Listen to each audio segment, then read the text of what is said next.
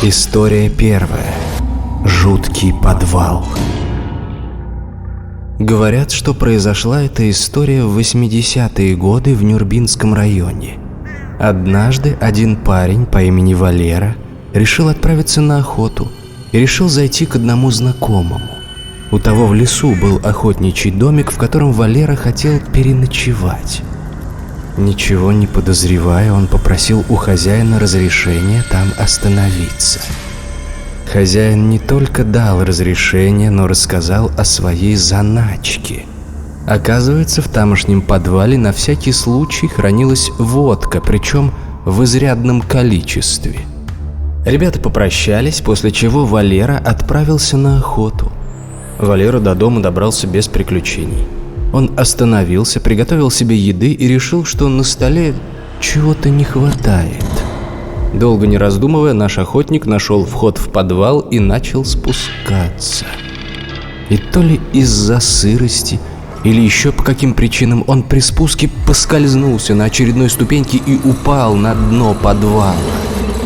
Это событие само по себе неприятное. Так еще вдобавок люк подвала резко закрылся и стало совсем темно. Валера, выругавшись, встал и отряхнулся, но люк открывать не стал, благо у него с собой были спички. В неверном пламени свечи он постарался оглядеться и быстро нашел водку. Тут спичка погасла, но перед этим Валера увидел, что в углу что-то стоит, похожее очертаниями на мешок. Но этот мешок шевелился. Валера не поверил своим глазам и, прищурившись, зажег новую спичку. И тут прямо на глазах очертания мешка начали превращаться в женский силуэт. Присмотрелся Валера. Да и не женщина это вовсе, а старуха с очень длинными седыми волосами.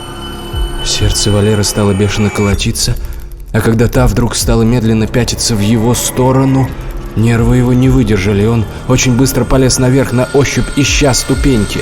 Пока он поднимался, ему все казалось, что из темноты это нечто кинется, схватит за шиворот и сбросит вниз, в эту сырую темноту. Когда выбрался из погреба, быстро собрал вещи и отправился обратно, в деревню. Хозяину домика об этом случае решил не рассказывать. Подумал, что тот лишь посмеется, да и сам не был уверен, что это ему не показалось тогда. Спустя месяц, только во время совместной охоты, Валера во всем признался. Знакомый его не рассмеялся, вопреки ожиданиям Валеры. Более того, не на шутку перепугался и рассказал ему следующее. Жил он раньше в этом домике вместе с родителями. И в детстве часто играл в погребе с друзьями. Один раз решили они спуститься туда глубокой ночью, когда родители спят. И явилась ребятам эта старуха. Они начали кричать от страха. Родители тут же проснулись, спустились на крики детей и сами ее увидели. Очень старую женщину, шевелившуюся в углу. Глаза ее были закрыты длинными седыми волосами. Тут она вдруг начала издавать странные звуки. Родители быстро подняли детей из погреба и покинули страшный дом. Потом выяснилось, что предыдущими хозяевами была большая семья. Бабушка этого семейства внезапно заболела психическим расстройством.